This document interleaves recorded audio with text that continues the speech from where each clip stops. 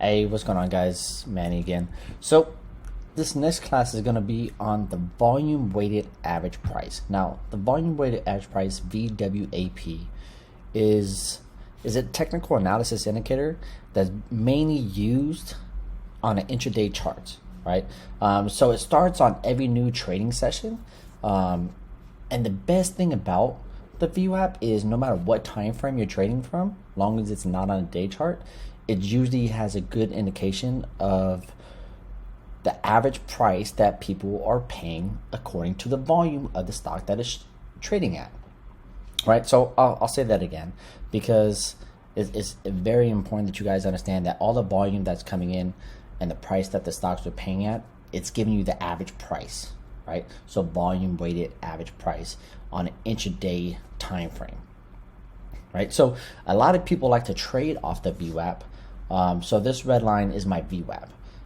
And as the day progresses, as the day goes on, it actually becomes a little bit stronger of a base of either a support or resistance because people are either going to be trying to trade above the price, right, or below the price. So usually if the stock is above it, it's usually pretty bullish.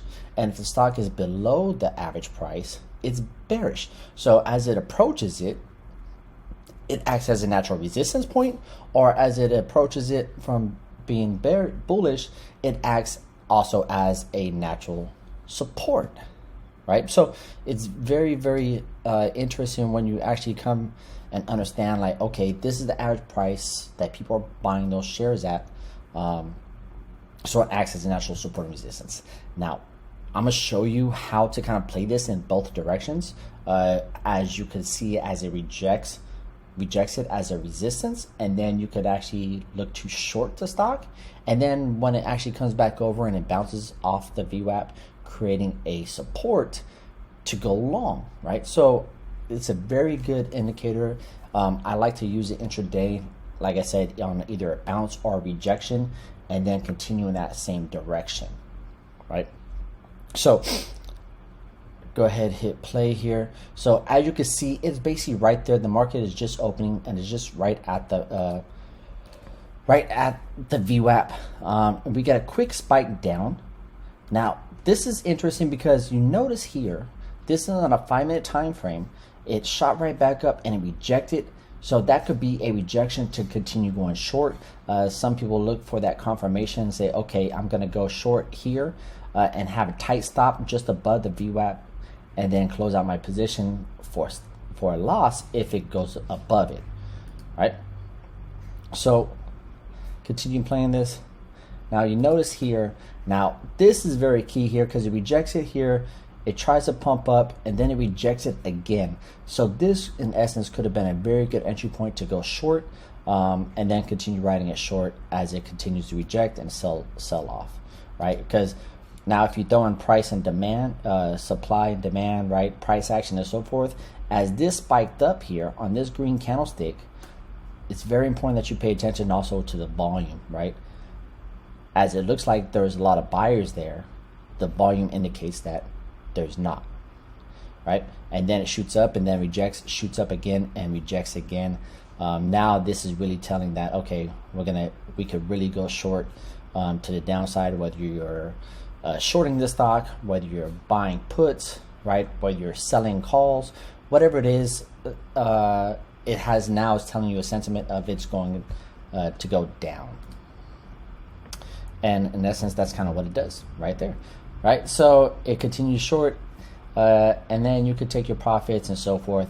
Now, one thing that it also does, like I said, is you could treat it as also a resistance point. So if you were to roll this down on that rejection of the VWAP, and then once it breaks this downtrend, you could ride it back up, and this could act as a resistance or even a potential price target to take profits if you go in trying to catch this reversal, right?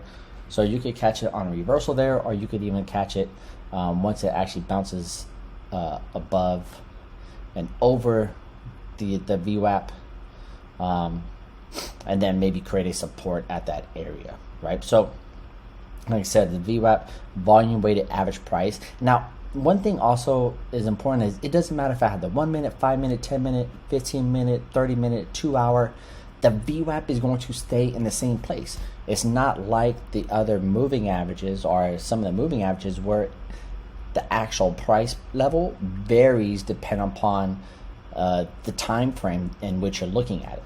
So the VWAP is going to stay the same on the 1 minute, 5 minute, 15 minute, and 20 minute. On any intraday chart, it's always going to be in the same exact price level, right? So it's very, very important that you understand that. Another thing that's important is when the intraday price varies and widens, right? The price usually gets the stock, the ETF, the security usually gets some type of pressure to bounce back towards it or pull back towards the VWAP, because that is its average price, right? It's its mean, it's its average in which people kind of trade from, right? So as it gets completely oversold, they tend to bounce back up, or if it gets completely overbought, sometimes it tends to kind of retrace and find the average again, right?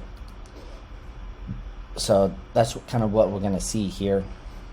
You see as this goes down, this is consolidating to get closer to the average price, right? So this is all happen intraday, and then we get a spike up right there. Now you see this is very important because it finally broke through the VWAP. Now if you want to take a long position, what you would do is now wait on this to actually recover and maybe create a support at this previous resistance, right? So we see that it rejected 1, 2, 3 different times, well 4 different times there, right? So now that it finally broke over, now we want to come back.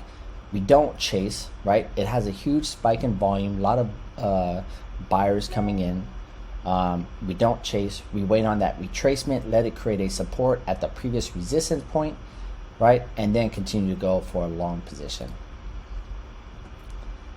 All right, so in essence, that's kind of what it's doing now. See that pullback here, and make sure that it actually holds that level. Now if we could get a side step green candle here, right, as it holds there, and then bam, see that's how we get that side step. Buyers come in, right, still pushing. Every time they try to sell off, buyers from these candlesticks and these wicks continue to force that price up. So just like I said, you don't want to chase here, wait on that pullback, let it create a support at the previous resistance point using that VWAP, and then continue on for a long position, right? So it could act as a resistance, also as a support intraday wise, right? So VWAP, volume weighted average price, like I said, is the volume divided by the average price and of all the stocks that it's being sold at and so forth. You see that it spiked up again. Let's see if it acts as a resistance or support here. So obviously it sold off. See how it bounced up, rejected it. Now this is very tying, right? We want to see if it either rejects or if it continues to bounce up, and it rejects at that level, right? So it's very good intraday trading tool. A lot of people like to use it. Intraday wise, like I said, everybody looks at the same VWAP, so this price level doesn't adjust depending upon your time frame, right? On the 1, 5, 15, 30 minute, 2 hour, 1 hour, 4 hour, it's all going to have the same exact price level. So that's why it's very good and it's very important, and a lot of people use it because everybody could see that same exact price level of the intraday volume trading, right, according to the average price. So another great tool to use. I like to use it, like I said, on clear rejections or clear support bases, either resistance or support with a tight stop just underneath it to go long, or a tight stop of just above it to go short.